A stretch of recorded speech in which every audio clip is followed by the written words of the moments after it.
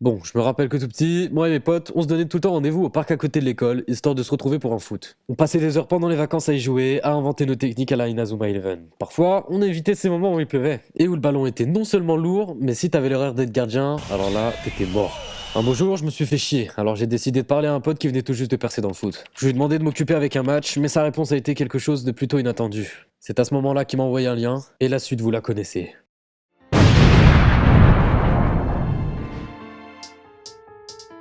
Salut les champions, j'espère que votre confinement se passe bien. Je vous retrouve pour parler football, alors enfilez vos crampons parce qu'aujourd'hui on s'attaque à Blue Lock.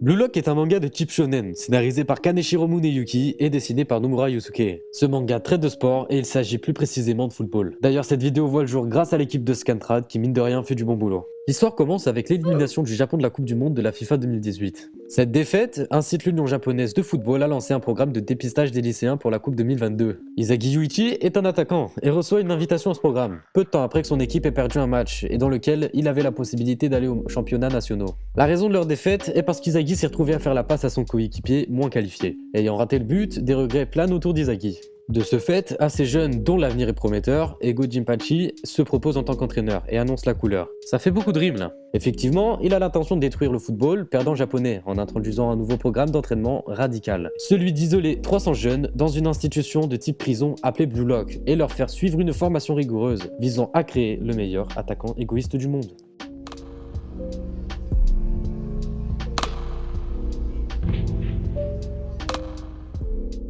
Bon, contrairement à l'image qu'une majorité peut avoir du football, comme étant un sport collectif, ici, l'auteur prend ton idée, la retourne, rigole un bon coup et se torche avec pour enfin finir dans les chiottes entre sa pisse et sa merde. Eh oh, c'est du calme, ça va pas la tête. Qui t'a demandé de me parler aussi violemment là, oh. Ouais, je sais pas ce qui m'a pris, excuse-moi. En plus, je suis là, je me retrouve à me parler tout seul, c'est chelou. Bref, l'auteur, oui, bon, je dis l'auteur parce que bon, j'ai la flemme de dire Kaneshiro Muneyuki, c'est ma chaîne, et puis je dis ce que je veux. Hey, tu recommences là. Désolé. Bon, plus sérieusement, l'auteur, bien que son histoire soit niaise ou trop simple, il s'en sort bien. Pour tout vous dire, je n'étais pas emballé à l'idée de lire ce manga sur le football. Il me paraissait trop peu intéressant pour m'y mettre. Mais en fin de compte, j'ai bien fait. J'aurais vraiment aimé que quelqu'un me le conseille plus tôt. Ouais, c'est pourquoi je vous le conseille. Ah là là, on dirait que la chance vous sourit, les gars.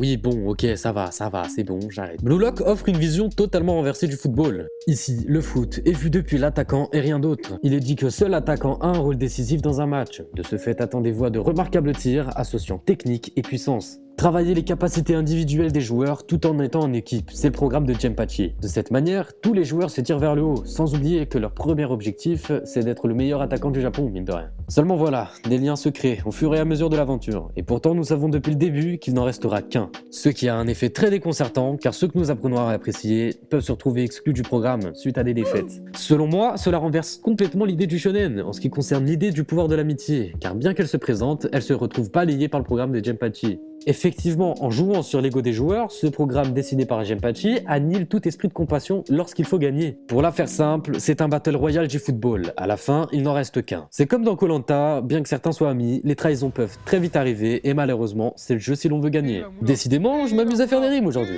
Enfin bon, je pense que j'en ai dit assez en ce qui concerne le fond, mais qu'en est-il de la forme? Les dessins sont aussi un point fort. L'intensité des matchs se fait ressentir très facilement et on se sent concerné pendant la lecture. L'ego des joueurs les enveloppe comme une sorte de vapeur démoniaque. D'après moi, ce choix est énormément judicieux. En outre sa simplicité de dessin, le dessinateur affirme son dessin lors des scènes d'action, ou lorsque les joueurs deviennent possédés par leur ego. L'effet est réussi et la place du regard est selon moi importante dans les mangas. D'ailleurs, ça me fait penser à ce que Takehiko Inoue disait au sujet de Vagabond, voire du dessin en général, lors d'une interview.